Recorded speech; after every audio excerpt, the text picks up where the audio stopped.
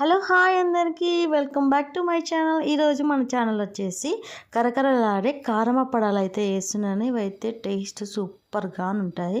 ముందుగా మన వీడియో ఎవరైనా చూసినట్లయితే ప్లీజ్ లైక్ చేయండి. హలో హాయ్ అందరికీ. ఈరోజు నేను వచ్చేసి కారం అప్పడాలు అయితే వేస్తున్నాను.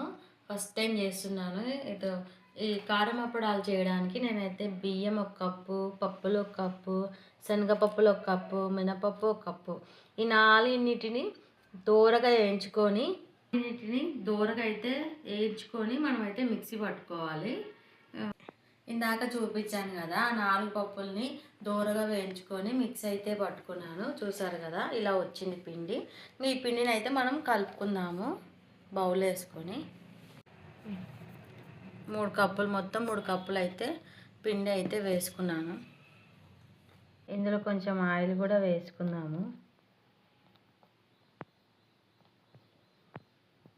నెక్స్ట్ వచ్చేసి కారం, ఉప్పు, కరివేపాకు అయితే తీసుకున్నాను. వీటిని కూడా ఇందులో వేసుకొని కలుపుకుందాము. ఇవన్నీ వేసి కలుపుకున్నాము.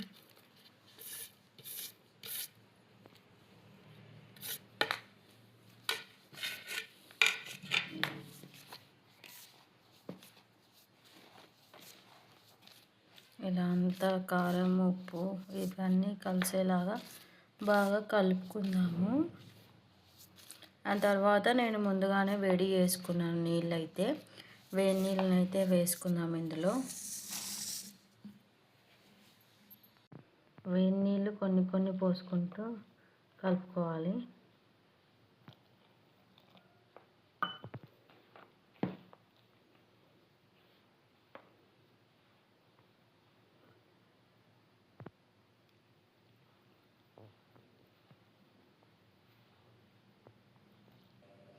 చూసారు కదా, అప్పడాలు దీనికి పిండి అయితే కలిపేసుకున్నాను.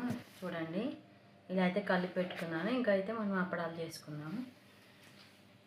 చిన్న చిన్న ముద్దలు చేసుకొని వీటిని ఇలా చేసుకొని, దాని తర్వాత వచ్చేసి ఇలా కవర్ వేసుకొని, ఆ కవర్కి ముందుగానే ఆయిల్ పోసాను. తర్వాత ఇలా వేసుకొని మనము వీటిని ఇలా వేసుకొని ఇలా వచ్చేస్తే ఈజీ అండ్ సింపుల్గా మనకి అప్పడాలు అయితే వచ్చేస్తాయండి. చూసారు కదా,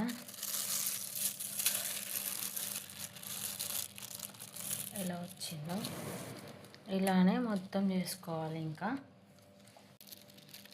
చూసారు కదా, ఈజీ అండ్ సింపుల్గా అయితే కారం అప్పడాలు అయితే వేస్తున్నాను. వీటిలో శనగపప్పులు కూడా నానబెట్టి వేసుకుంటారు కొంతమంది, కానీ మేమైతే వేయలేదు,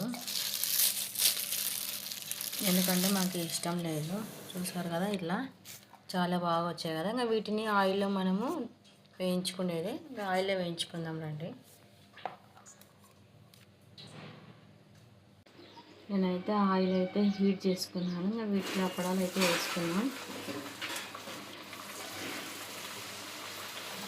చూసారు కదా, ఎంత బాగా వచ్చినాయి.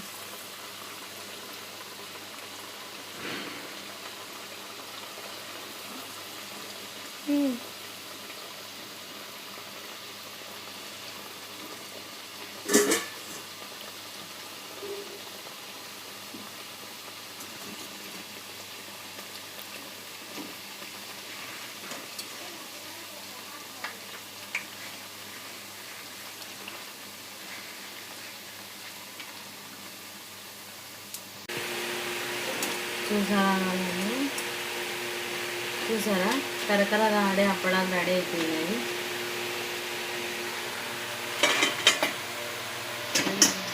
ఆడే కారం అప్పడాలు ఎంత బాగా వచ్చాయో.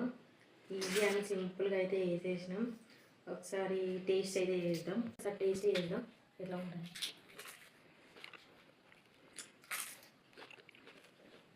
చాలా బాగుంది.